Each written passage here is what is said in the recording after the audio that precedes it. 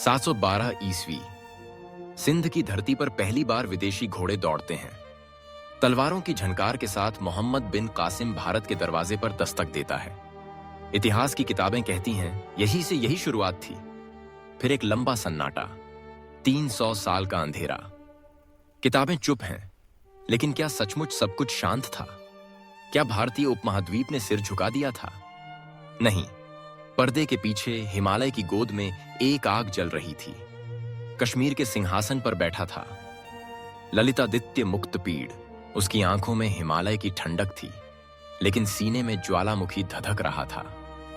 समूचा पश्चिम कांप रहा था उसके नाम से।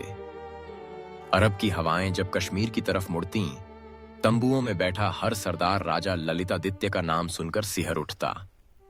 चश्रनामा में दर्ज है राजा दाहिर का वो पत्र, वो चेतावनी। हिंद के सभी राजा कश्मीर के राजा के पीछे खड़े हैं। वही हमारा ध्रुव तारा है, हमारी ढाल है। मकरान से लेकर तूरान तक उसकी गूंज थी। यह वो दौर था जब हर मोर्चे पर अरबी सेनाएं मुंह की खा चुकी थीं। उनके घोड़े कश्मीर की सीमा पर आते लेकिन लौट जाते। ललितादित्य की सेना बिजली की तरह दौड़ती थी, कभी तिब्बत के पठारों में, कभी गंधार की घाटियों में। उसके कदम जहां पड़ते वहां दुश्मन की हिम्मत टूट जाती। उसने सिर्फ तलवार से नहीं, अपने बुद्धि और प्रशासन से भी साम्राज्य की नींव मजबूत की थी। चीन की ओल्ड बुक ऑफ टैंग में उसका नाम दर्ज है, मोकाचिंग, एक योद्धा जो इतिहास के पन्नों में अमर हो गया। क्या आप सोच सकते हैं, ललितादित्य ने सिर्फ युद्ध नहीं लड़े, उसने कश्मीर की आत्मा को आकार दिया। अनंतनाग की घाटियों में खड़ा मारतंड सूर्य मंदिर उसकी भव्यता को पता है। यत्ता उसकी विशालता आज भी उसकी विरासत की गवाही देता है। पत्थरों में उकेरे गए सूर्यदेव के चेहरे पर जैसे ललितादित्य की वीरता चमकती है। उसने नहरों का जाल बिछाया, पुल बनाए, पंचक्कियां खड़ी कीं।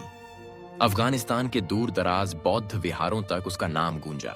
लेकिन गौर कीजिए, यही इतिहास, यह शौर्य किताबों में कहीं खो गया। हमें सिर्फ आक्रमणों की दास्तान सुनाई गई, मंदिरों के टूटने, सभ्यता के उजड़ने के किस्से गिनाए गए। पर किसने बताया कि 300 साल तक भारत की सरहदें अभेद्य रहीं, क्योंकि हिमालय की छांव में ललितादित्य जैसा सम्राट खड़ा था? कि अरब, तुर्क, तिब्बत सभी को उसने अपनी धूल चटाई थी? उसकी वीरता, उसके शासन की चतुराई, उसका विजन, इन्हीं के दम पर 3 सदियां बीत गईं और दुश्मन भारत की चोटी तक नहीं पहुंच सका। राजा ललितादित्य के बाद भी कश्मीर की धरती वीरों को जन्म देती रही। अवंतिवर्मन, जिसने राज्य को समृद्धि और संस्कृति का उपहार दिया। शंकरवर्मन, जिसकी सेना अफगानिस्तान तक बढ़ी। इन शासकों ने कश्मीर को सिर्फ तलवार से नहीं, कलम और कला से भी सजाया।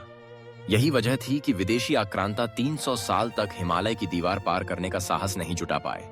हमारे पूर्वजों की ये गाथा सिर्फ युद्ध की कहानी नहीं है, ये उस जिद की कहानी है कि कोई भी तूफान, कोई भी तलवार भारत की आत्मा को नहीं झुका सकता।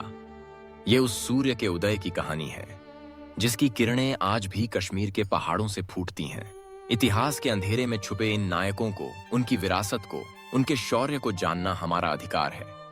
आज जब आप कश्मीर की वादियों में सूरज की पहली किरणें देखेंगे, याद रखिएगा, वो सिर्फ प्रकृति नहीं, ललितादित्य की अमर लौ है, जो सदियों से विदेशी आंधियों को रोकती आ रही है। ये है भारत का सच, ये है हमारा अभिमान।